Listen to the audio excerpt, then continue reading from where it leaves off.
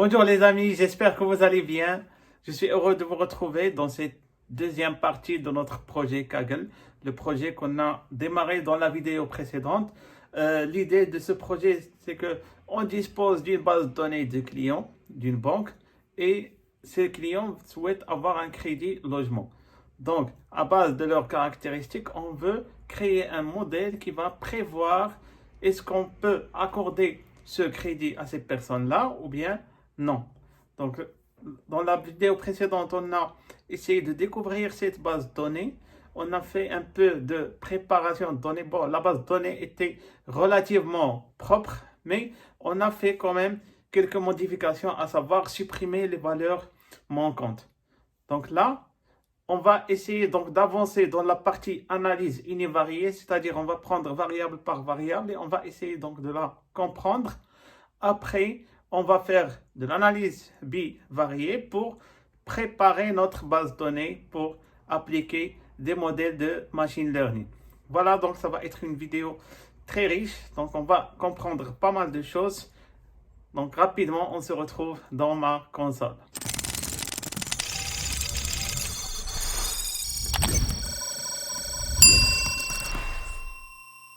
Donc là, on va reprendre notre analyse univariée. La dernière fois, on a commencé à explorer la variable launchStatus, c'est-à-dire la variable target, ou bien la variable cible. Après, donc, je vais voir les autres variables indépendantes. Bon, comme on a déjà fait avant, on a séparé les variables indépendantes en variables catégoriques et en variables numériques. Donc, on va commencer ici par les variables catégoriques d'abord. Donc, si je vais mettre variable. Bon, je peux même écrire ici un texte. Bon. Donc, il faut avoir l'habitude d'insérer du texte ici dans votre code. Comme ça, donc, votre code sera lisible. Donc, ici, on va mettre les variables catégoriques. Par exemple. Donc, la première variable catégorique qu'on a, donc, c'est gender, par exemple. Donc, ici, def. Donc, là, on a gender. En fait, c'est la même démarche. On va essayer de refaire ce qu'on a fait ici, c'est-à-dire avec ce launchStatus. C'est-à-dire, je vais mettre ici value count. Donc ça, c'est une méthode très populaire et très utile, value count. Donc il faut l'avoir toujours en tête.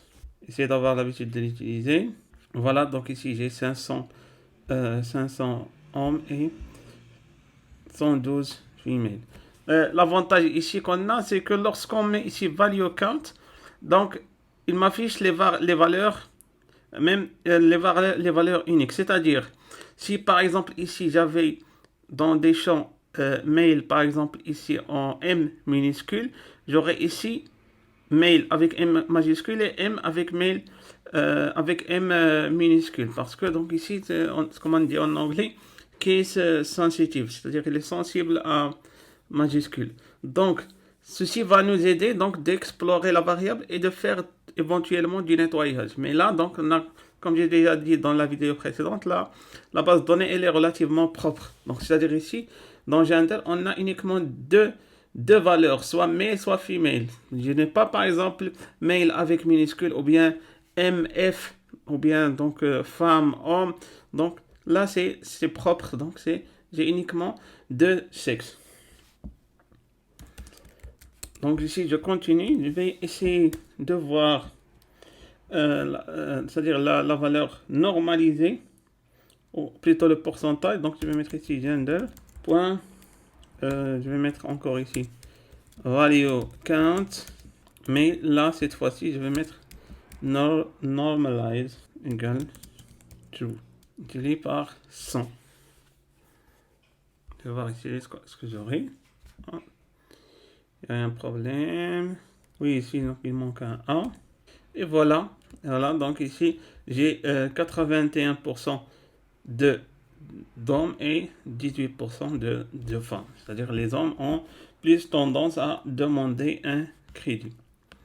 Je peux même ici faire un peu de visualisation. Je reprends ici cette ligne. Et là, donc, je vais mettre plot bar. Et je donne un titre ici à, par exemple, ici, comparaison des sexes. Voilà, ici, on s'aperçoit qu'il y a plus d'hommes que de femmes. Bon, là, pour visualiser, donc, je peux mettre ici son normalize, comme je peux ne pas le mettre. Par exemple, ici, si je ne le mets pas. Voilà, donc j'ai pas ici donc la visualisation en pourcentage, mais également donc ça donne également donc une indication. Donc là vous avez le choix. Donc vous pouvez les normaliser comme vous pouvez ne pas les normaliser. Vous pouvez faire de même, bon, pour ne pas donc ici faire une vidéo très longue. Donc vous pouvez faire la même chose pour married. Donc, vous pouvez voir ici combien on a d'hommes mariés, combien on a d'hommes, plutôt donc de demandants mariés, combien on a de demandants célibataires.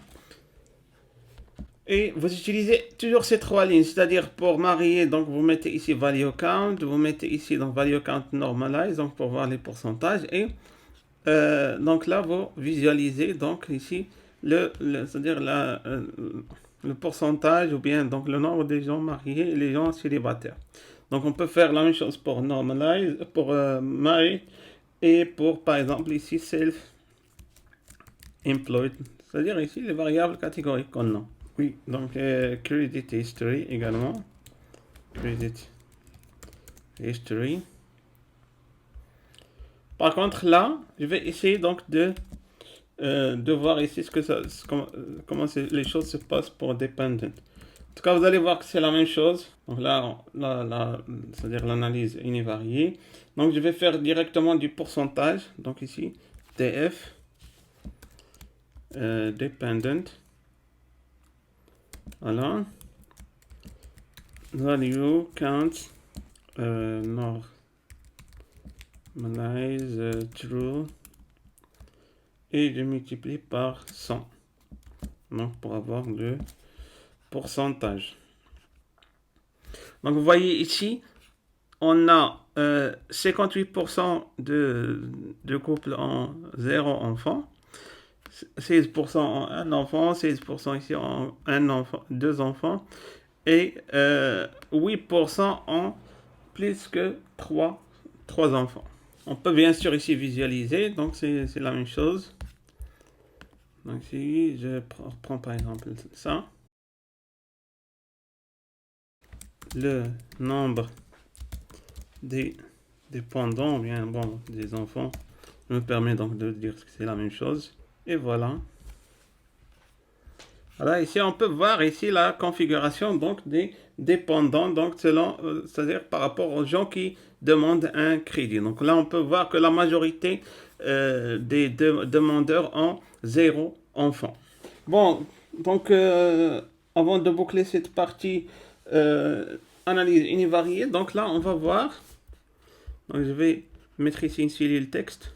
Donc ici les variables numériques.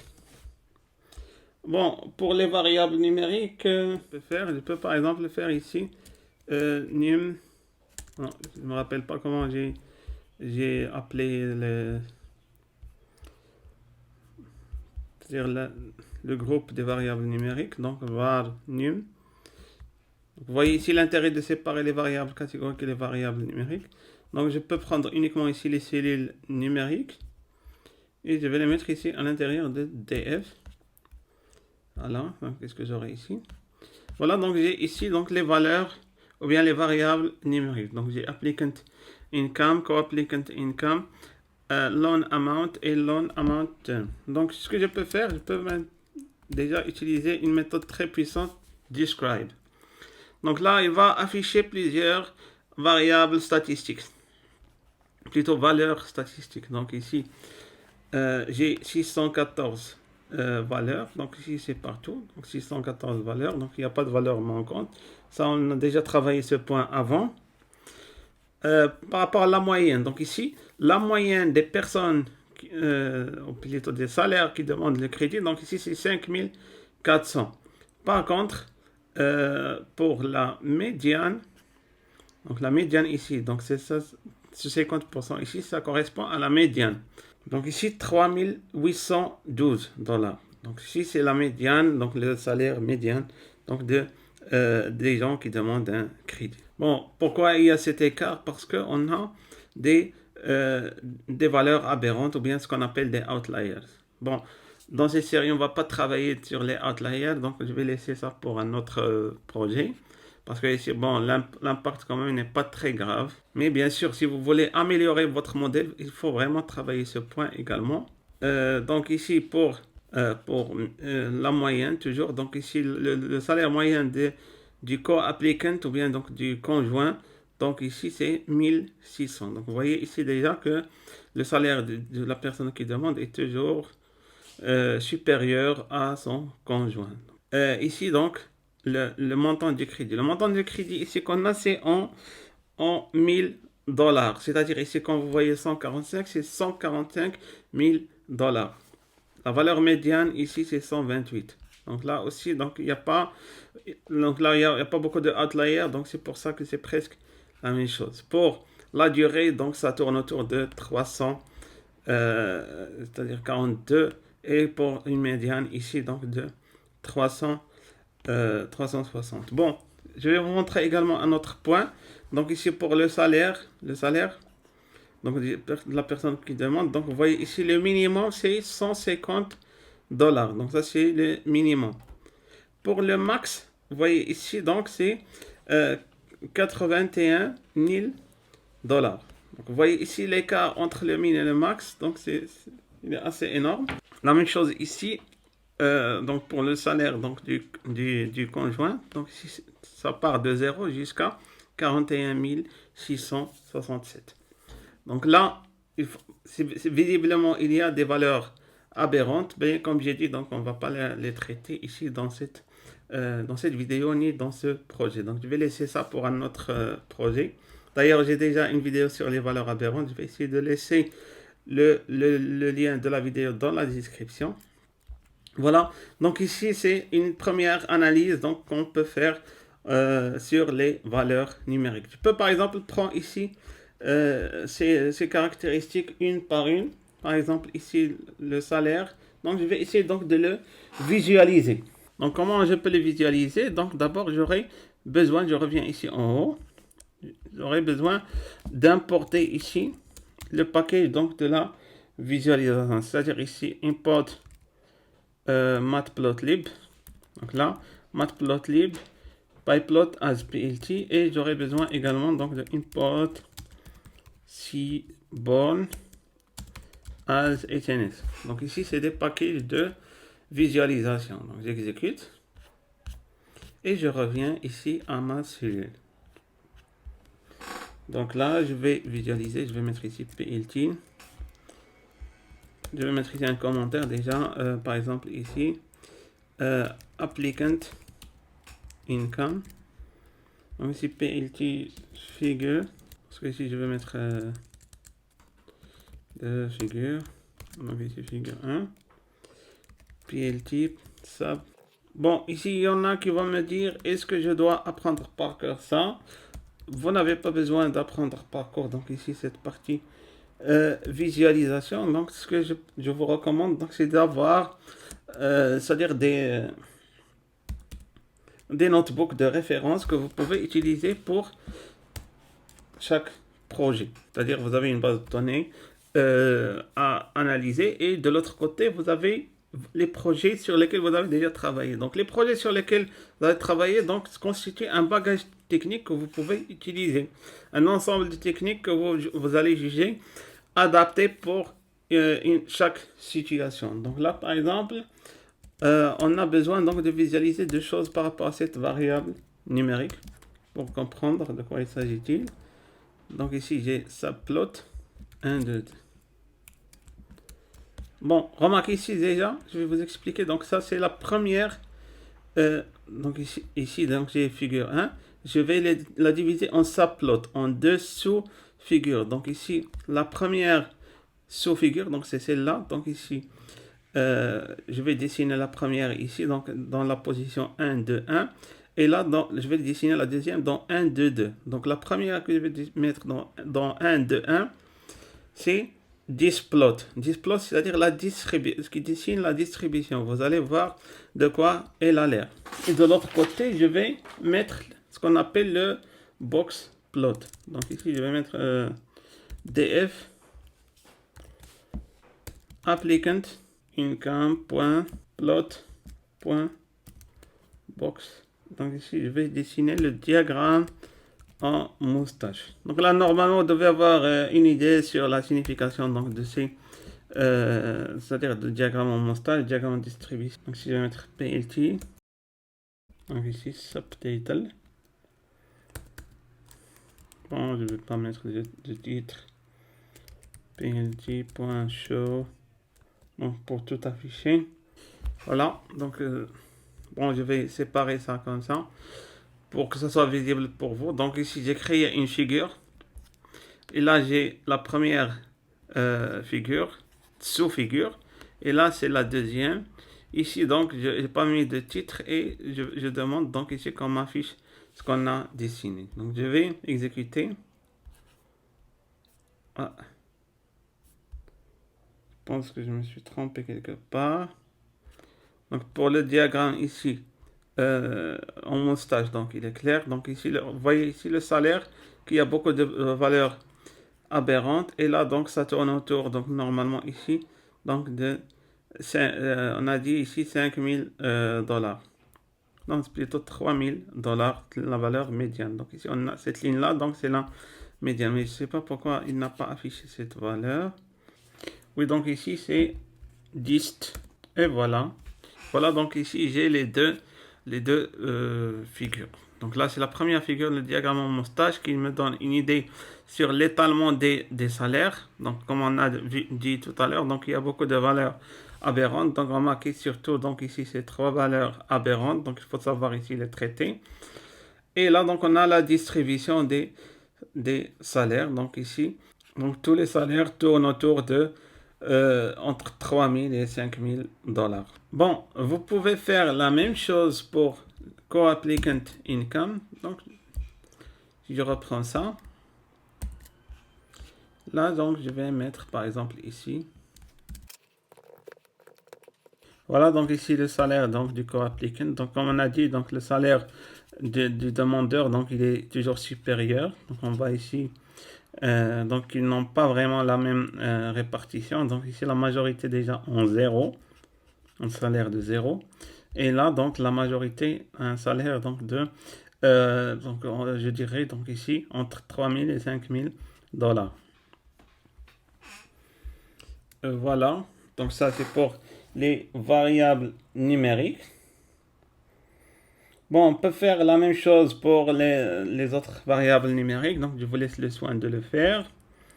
Et là, donc, je vais faire de l'analyse bivariée. Donc, si je vais ouvrir un petit texte ici. Donc, ici, je l'ai mis en gras, donc, parce que c'est une autre partie. Donc, ici, analyse bivariée.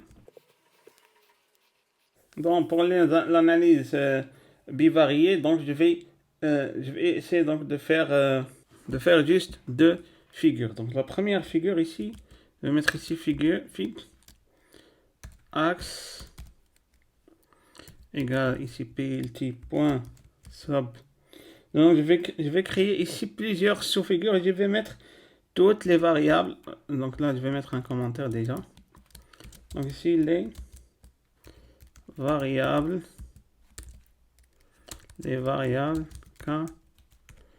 catégoriques. Donc ici subplot. Je vais mettre ça sous forme de boucle. Donc je vais mettre 4, 2. Parce que ici, combien j'ai de valeurs catégoriques. Donc en principe, je reviens ici à la liste. Voilà, ici, variable catégorique 1, 2, 3, 4, 5, 6, 7, 8. Donc j'ai 8 valeurs. Donc 8 valeurs. Donc ici, je vais mettre, j'ai mis 4, 2, c'est-à-dire 4 lignes et 2 colonnes. Donc c'est comme si j'ai divisé la figure en 4 lignes et 2 colonnes. Voilà, ça fait 8. Et là, donc, je vais mettre ici fig size égale 17, 5, ici 4. Donc là, je suis juste en train de déclarer la boucle. Donc si je vais mettre, je sais pas comment j'ai appelé la liste, je reviens ici. Donc ici var 4, donc ici for exa, donc ici 4 colonne, donc ici in. Donc je déclare une simple boucle, donc ici enumerate. Et là, donc, je vais écrire var 4. Donc ici, la liste. Bon, pour voir ici ce qui est affiché par enumerate, donc je peux mettre ici, le faire dans une autre cellule. Donc i, a, j, in, enumerate. Donc, je vais mettre ici print i, a, j. Donc, juste pour comprendre ici ce que fait c'est enumerate. C'est un concept Python, mais je peux l'expliquer ici. Voilà. Donc, lorsque je fais enumerate, donc ici le i, il est en train donc de compter la position. Donc, il parcourt la position donc du contenu de la liste. Donc, ici 0, 1, 2 jusqu'à 7. Et là, donc, le j, il parcourt là le contenu. Donc, c'est ce qu'on a ici. Donc, ici, le 4 colonne. Donc, ici, il parcourt la colonne. Et donc, ici, le ID. Donc, ici, il parcourt donc ici le numéro. Supprime ça. Donc là, on a créé cette boucle. Donc ici, je vais mettre row. Donc là, il y a une question donc pour distinguer les valeurs impaires et les valeurs paires. Donc ici, je vais mettre. Donc je vais raisonner en termes de reste. Donc de reste donc de la division donc de id bien id par rapport à 2. Et là, donc, je vais créer une SNS, donc c'est Seaborn, donc je fais référence à Seaborn, donc c'est la visualisation. Et là, je vais créer un count plot. Donc, vous allez voir c'est quoi un count plot. Donc, X. Et là, donc, je vais mettre ici ce 4 colonnes, c'est-à-dire 0, 1, 2. Data. Donc, data ici, donc je vais mettre ici DF, parce que c'est la base de données sur laquelle on travaille. HUE. Donc là, par exemple, ici, on choisit le sexe. Il faut un critère qui fait la différence. Le critère, donc, ici, qui fait la différence, c'est le HUE. Et là, ça va être le loan statute, c'est-à-dire la variable de sortie ou bien la variable target. Remarquez ici, j'ai les 8 figures. Attendez, si je dois ajuster ça. Donc, je vais mettre ici plt.subplot adjust. Et je mets ici h space 1, c'est-à-dire ici, donc j'essaie donc de faire un ajustement selon l'espace disponible. Voilà. Oui, c'est encore petit. Donc là, je vais mettre, je vais augmenter ici la taille. Donc je peux mettre ici par exemple 12. Et là, je vais mettre 15. Je vais voir maintenant. J'ai agrandi ici la figure. Voilà. Donc maintenant, c'est mieux. C'est mieux maintenant. Donc, remarquez ici, par exemple, pour gender. Donc, on a ici male et female. Et pour male, donc ici, on a les gens auxquels on a accepté le crédit et les gens qu'on a refusé le crédit. Rappelez-vous ici, qu'est-ce qu'on est en train de faire? On est en train de faire de l'analyse bivariée. Et on est en train d'étudier la relation entre chaque variable catégorique, c'est-à-dire le sexe, la situation, c'est-à-dire marié ou pas, l'éducation et tout. On est en train de voir variable par variable. Et de l'autre côté, on est en train de voir la relation avec loan statut. C'est-à-dire, est-ce que par exemple le sexe impacte, c'est-à-dire le statut du crédit ou pas? Ou bien ici, est-ce que le mariage impacte le statut du crédit ou pas? Ainsi de suite pour les autres variables catégoriques. Donc je vais vous montrer ici comment on peut lire c'est-à-dire ces diagrammes-là, ou bien ces count plots. Donc ici, par exemple, pour mail, remarquez, donc ici, on a accepté le crédit, donc pour, on dirait ici, 320 hommes, et il a été refusé pour, on dirait, 150. Donc ici, c'est-à-dire, c'est moins que la moyenne. Moins que la moitié plutôt. Mais là, le crédit a été accepté pour, je dirais ici par exemple 70 femmes, mais il a été refusé pour la moitié. C'est-à-dire, quand tu es une femme, tu as 50% que votre crédit soit rejeté. Par contre, ici, lorsque vous êtes homme, donc vous avez 60% à 70% que votre crédit soit accepté. Donc ça, c'est ce qu'on peut voir ici à partir de ce diagramme.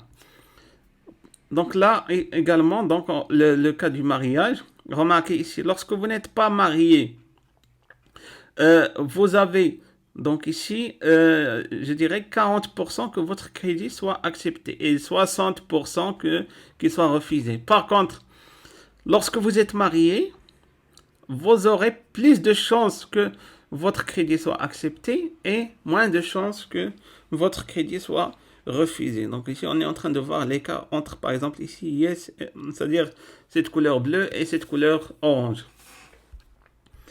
Donc ici, la même chose donc ici pour les autres. Donc on va voir ici, par exemple, pour les enfants. Donc là, par exemple, lorsque vous avez 0 enfant, donc vous avez plus que 50% donc de chances que votre crédit soit accepté. Mais lorsque vous avez ici plus que 3%, bon, là également, donc on a presque 50%. Mais pour 2 enfants, donc là, 2 enfants, donc vous avez plus de chances que votre crédit soit accepté. Donc, c'est-à-dire plus que 50%. Voilà, donc vous pouvez faire l'analyse ici même au niveau du credit history. Donc, par exemple, ici pour credit history. Donc, ici, lorsque vous avez un historique ici de crédit, c'est-à-dire ici, la banque connaît votre historique, donc vous avez plus de chances que votre crédit soit accepté.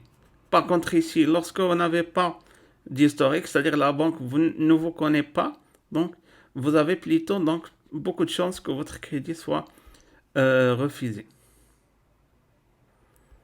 Oui, donc là je me suis trompé. Donc normalement je ne devais pas avoir ici ce loan statut ici. Donc ça c'est une erreur. Donc ça, cette courbe là ne doit pas figurer normalement dans ma liste. Bon, ce que vous pouvez faire, donc créer une autre liste val4 c'est-à-dire et supprimer donc si c'est loan statut. Donc là c'est pour les variables, l'analyse bivariée des variables catégoriques. On va voir là donc ici le visuel par exemple qu'on peut faire pour les variables numériques. Donc là on peut faire une matrice de corrélation ou bien ce qu'on appelle la heatmap. Donc heatmap c'est un moyen pour avoir un visuel sur les valeurs numériques. Donc ici, corrélation des variables numériques. Bon, on ne va pas voir ici toutes les techniques, mais en tout cas, on aura l'occasion donc de voir d'autres. Donc là, je vais mettre ici matrix égale df.core. Donc l'idée ici, on va prendre les variables numériques et on va les dessiner dans une heatmap. Vous allez voir ici c'est quoi une heatmap. Donc là je vous montre déjà comment la dessiner. Donc plt sub plot fig size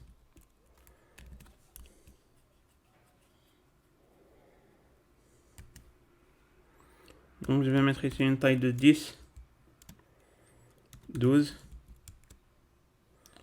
sns.heatmap. Donc là, heatmap, donc c'est-à-dire que la matrice heatmap, donc c'est la visualisation de la matrice de corrélation. Donc ici, on utilise le package Seaborn et là, donc on va injecter cette matrice. Là, donc je vais mettre Vmax égale à 8. Et là, donc on a square. Voilà, c'est juste de la mise en page. Donc square. Bon, en tout cas, donc ici, si vous avez un champ qui n'est pas très clair, j'essaie d'expliquer au maximum, mais c'est-à-dire si vous avez un problème ou bien un doute par rapport à un champ, Donc, vous pouvez explorer directement le help. Donc, ici, donc, vous tapez heatmap Seaborn dans Google et vous allez trouver plusieurs informations. Même ici, donc, vous voyez, donc, il y a des choses qui s'affichent. On explique ici champ par champ la signification de chaque champ et même ici des exemples. Donc ici CMap, donc ici c'est les couleurs qu'on va utiliser. Même ici la palette des couleurs, donc vous pouvez la changer. Donc ici je vais utiliser cette couleur là. Ici donc annotation, donc ici c'est true, donc parce que je veux voir les valeurs numériques dans ma heatmap. Alors, il y a un problème. Oui, donc ici Vmax point 8. Ah oui, donc ici il manque le R. Voilà, donc ici c'est la matrice de corrélation. Donc je pense que déjà vous connaissez la matrice de corrélation, donc je peux la visualiser ici, à part donc sans la heatmap. Donc si je fais uniquement ça, donc j'aurai une matrice de corrélation. Donc ici entre les variables numériques. Mais là, donc c'est une façon élégante de voir ça avec les couleurs. Donc ici, vous voyez ici la clé. Donc plus c'est foncé, donc ça part du bleu ciel vers le violet ici. Donc plus c'est foncé, plus il y a une liaison. C'est-à-dire que c'est proche de 1. Donc par exemple ici, la relation entre loan amount et applicant income. Donc là par exemple, la corrélation est forte. Donc c'est 0,57. Là 0,19. Donc la corrélation entre loan amount et co-applicant income. Donc ici, mais c'est pas très fort.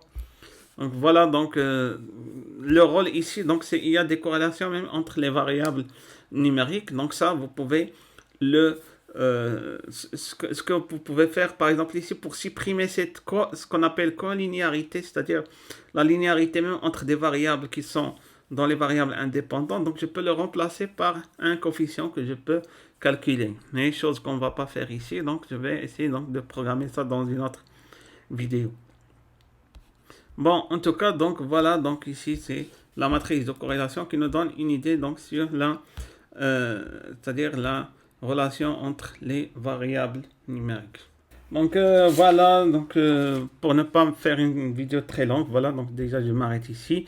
On a fait pas mal de choses, donc on a fait donc de l'analyse univariée, on a fait également donc de l'analyse bivariée. On n'a pas encore terminé, d'ailleurs vous pouvez me laisser en commentaire donc quelques courbes qu'on peut visualiser et je vais essayer donc d'intégrer ça dans d'autres projets. Voilà, donc dans la prochaine vidéo, on va préparer notre base de données pour appliquer l'algorithme donc du machine learning pour faire la prévision. Et voilà, donc je m'arrête ici. Merci et à la prochaine.